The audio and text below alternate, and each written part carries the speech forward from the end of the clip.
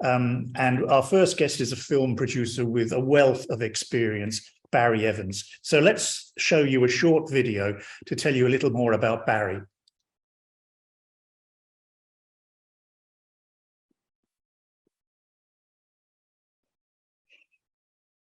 Barri Evins draws on decades of industry experience to help writers elevate their craft and advance their career. A working film producer and long-time industry executive, Barri has developed, packaged and sold projects to Warner's, Universal, Disney, Nickelodeon, New Line and HBO, and throughout her career has worked extensively with A-list writers and directors.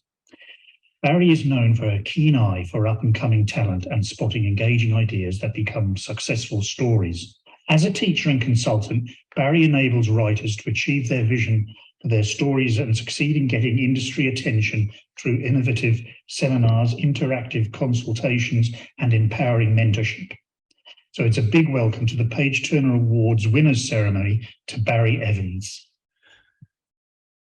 Barri, hi. Let's see if we can pick you out. Hi. Hi. There you go, Barri. There you go, Barri. Hi, great to have you. Thanks very much for coming along. You have a few ideas and thoughts and experiences you're going to share with us. I do. Thank you so much. I'm very flattered to be asked by Paula and Ken to present the Page Turner Writing Awards. And honestly, a little bit tickled as well, since, especially because it's the Page Turner Awards, since for the past decade, my dear friend and alter ego, the witty, wise, and a bit risque, Dr. Page Turner, P-A-I-G-E, has been answering writers' questions. So I was very tickled to hear from them. It just means so much to me to be speaking with writers, a group of fellow storyaholics. Story is one of the most powerful forces human beings possess.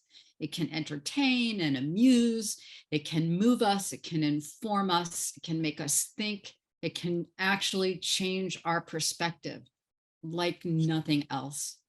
Its impact is unmatched.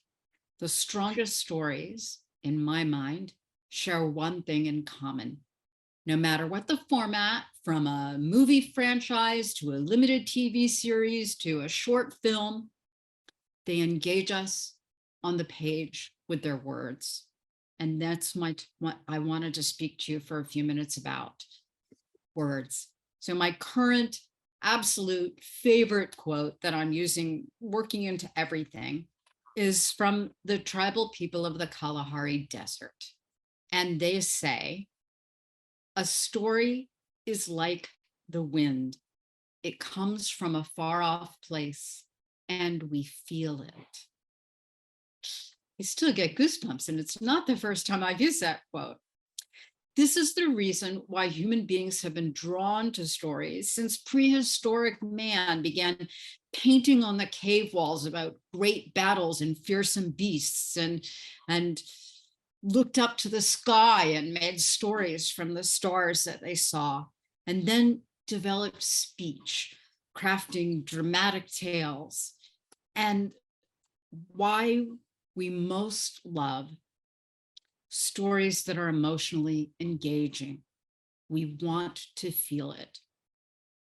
The most powerful way to grab the interest of readers and the industry is to have your words evoke their emotions. I believe all writers can harness this super skill by focusing on just 5 simple guidelines. First, specific.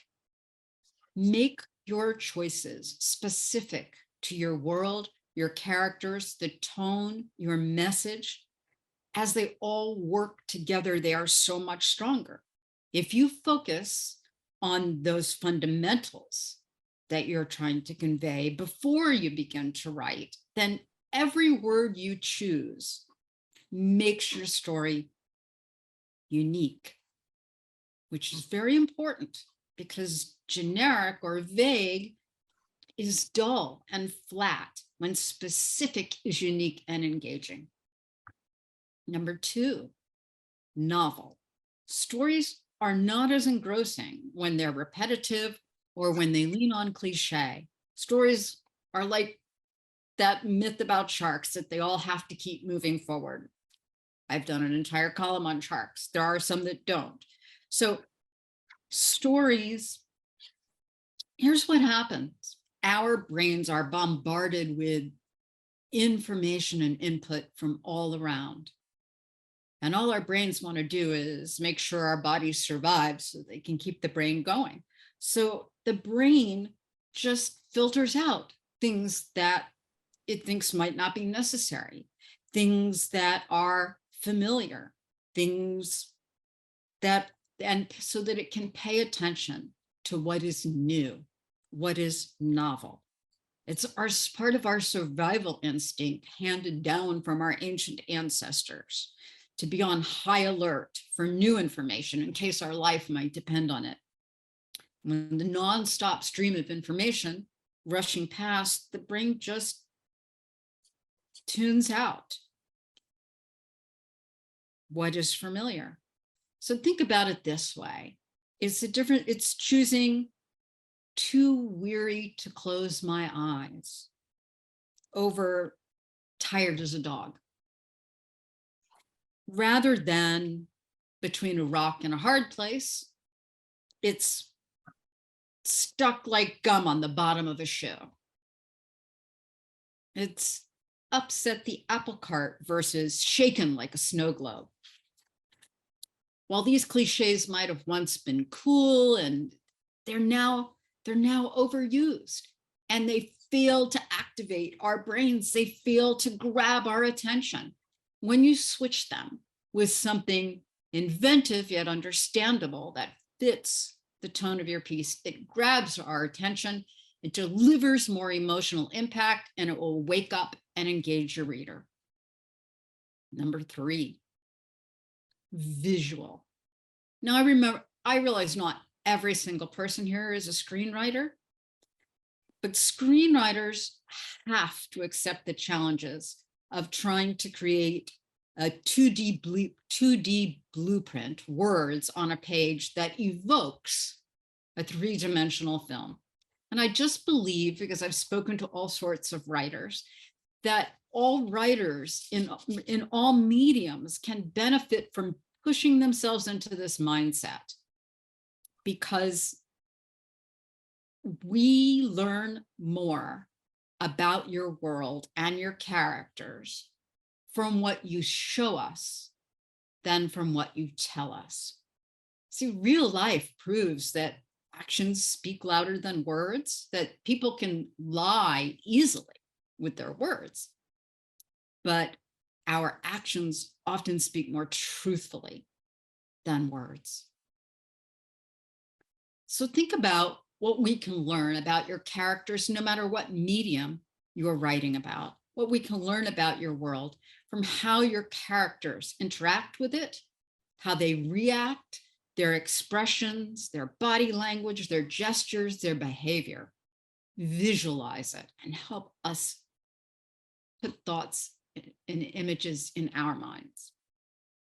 Number 4, visceral. One of my absolute favorite words.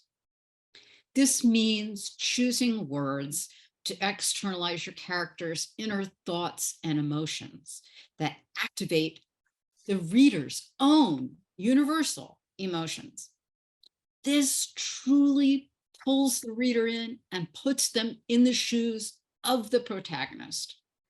The stories that stick with us for a lifetime are the ones that are visceral, that are rich in emotion. These stories literally, I'm a neuroscience geek, but I won't do that to you today. They literally light up our brains. This is what makes us hungry for story.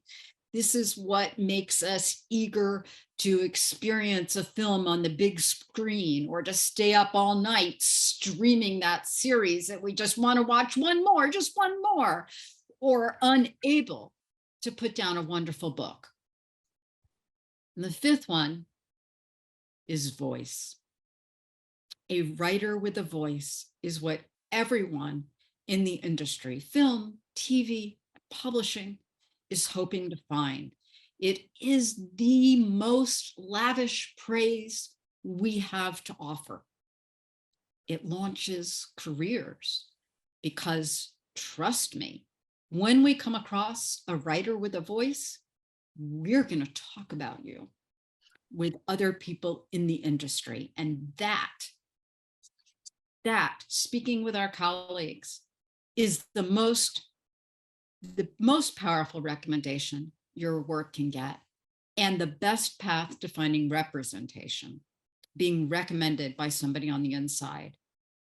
A developed writer's voice is strong, it's distinctive, it's specific, it's evocative, it's intentional, and it expresses the writer's point of view.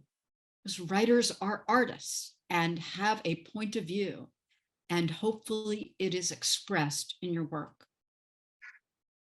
If I had to add one more in, it would be harder to define. It would be like that very old definition we have of pornography. You know it when you see it. It's harder to speak about, but it would be, I like to think that it would be something a bit magical, something we haven't quite seen or heard before, something unique that often, I think, because maybe there are no news stories, something that combines familiar things in a new and unexpected way, a way that somehow brings these dissimilar things together elegantly.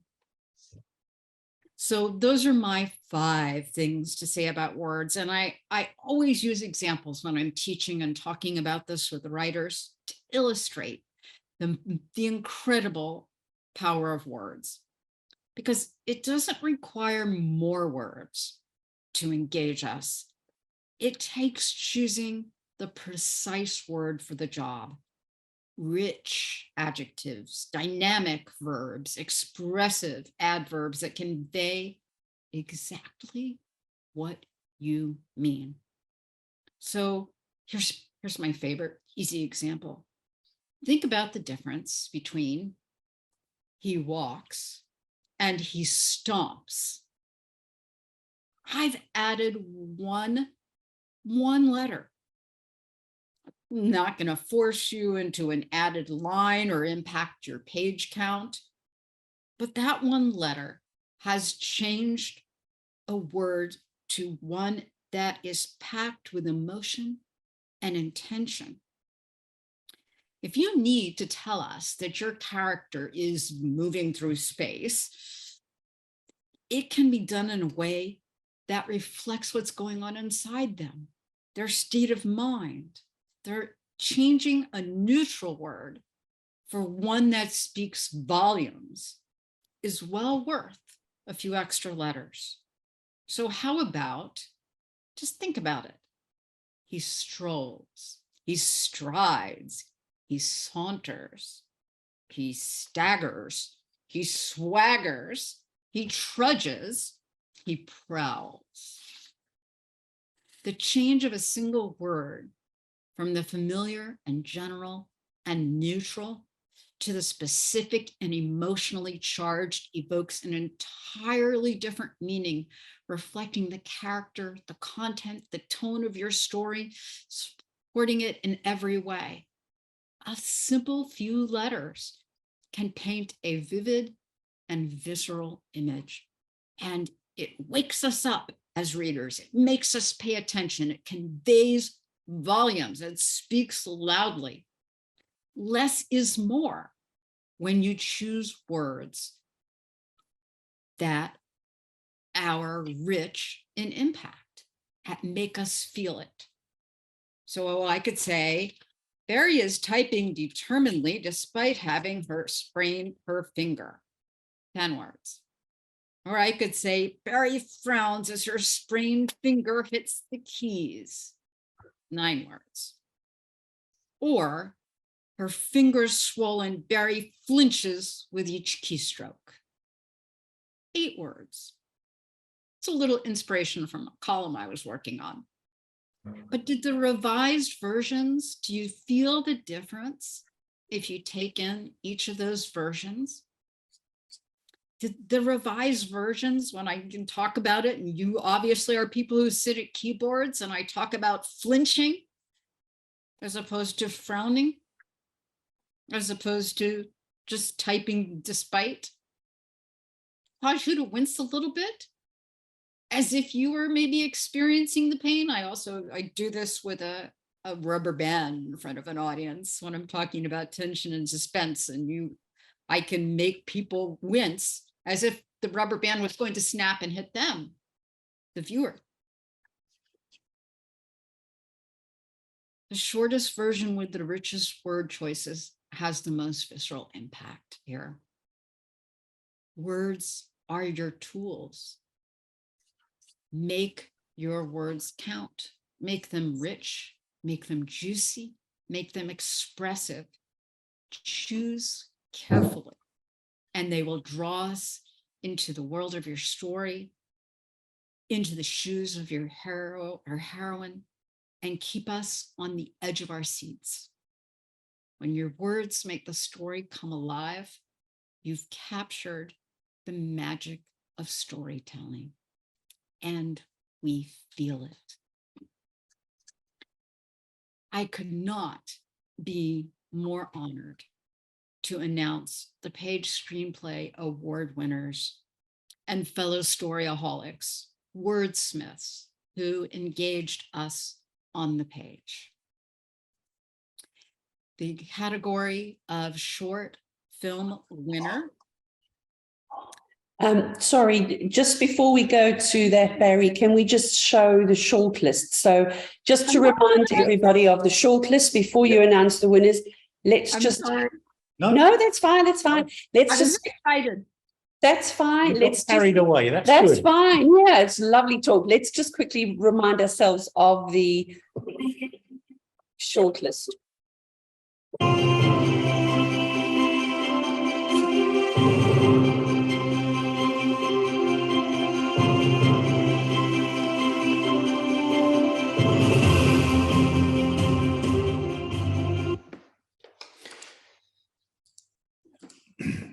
Right, Barry, we're going to come back to you now. Before we turn you loose on announcing the winners, listen, thanks so much for that speech. It was very, very thought-provoking. So yes, and I just wanted to say as well that Ken mentioned earlier that we're going to have an Oscar winner sharing their experiences, and that's going to be our surprise guest of honor later on.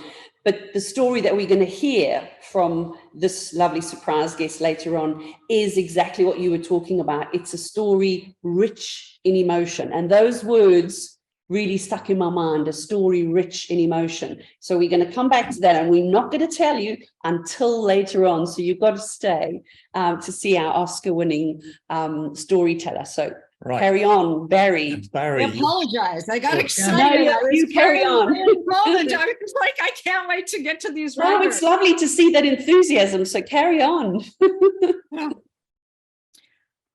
Deep breath. So, in the category of short film winner, I would be happy to announce that it is Gloves by Michael Clifton.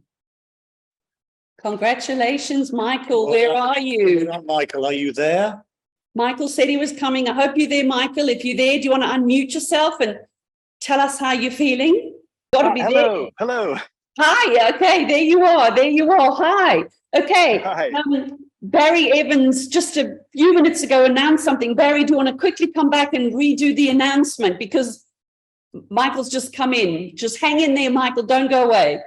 Well, Michael, yes. You look very stressed there on the shed. But I'm thrilled to have the opportunity to tell you that your script, Gloves, is the short film winner. Congratulations. Oh my gosh, that's amazing. Thank you so much. What an honor. Well done, Incredible. Michael. Well done. Yeah. Absolutely Thank lovely. you. So sorry to jump, David, from you to back again, but I just thought we had to give Michael his quick moment there. Congrats, No, very important. congrats, Michael, and well done. And we'll let you get on with the de-stressing program there. We wish you could Wonderful. join you. Thank you so much. Thank you. Okay. So Barry, maybe you could press on then with the next category. I will. Well, I am thrilled for Michael. I think I grew up in love with the form of short stories, and I think that the short film category is every bit as taxing as a longer one. So congratulations to Michael. The TV series winner is Birth Weight, written by Laura Whitten. Well done, Laura. Well done, Laura. Fantastic, Laura. Where's Laura? Are you there? I am here. Oh, hi. Oh, Laura. fantastic, Lovely Laura. to Great. see you. Congratulations. How do you feel? Shocked, surprised. This is fantastic. This is actually the first screenplay that I've ever written. But it's been, when Barry talks about having a story that comes from the wind, it's come from the wind and the wind won't leave. So I needed to get it out. I needed to write it. So just so honored. Thank you. Yeah, no, listen, well done. And listen, I hope it gives you the inspiration to, continue to write more. You're clearly a talented screenplay writer. So all the very best to you going forward. Thank you. Fantastic. Barry. Congratulations. And your first. Wow, Laura, that's awesome. Congratulations. This brings us to the feature film winners. There are 2 winners receiving this award. The first is Shia LaBeouf for A8450MD. And the other is Sean Slater for The Devil and Dick Gregory. Okay. Now, Shia has also won Sean Dubrovac representation from Entertainment LA, but unfortunately, Sean is on holiday and Shia is not available. But we are hoping to get a few words with Sean Slater. Are you there, Are Sean? you there, Sean? If you are, can you unmute? We will grab him later. And before I mute, I just want to say congratulations to all of you wonderful wordsmiths, world creators, and storytellers, who are my favorite kinds of people. Barry, thank you so much. Thank you for your speech and for your support of Page Turner and for everything you've just said and helped us with. So thank you, Barry. Yeah, thank you so much. Lovely words. Sure. Thank you. I will be hanging here. Great. Good. We'll see you later.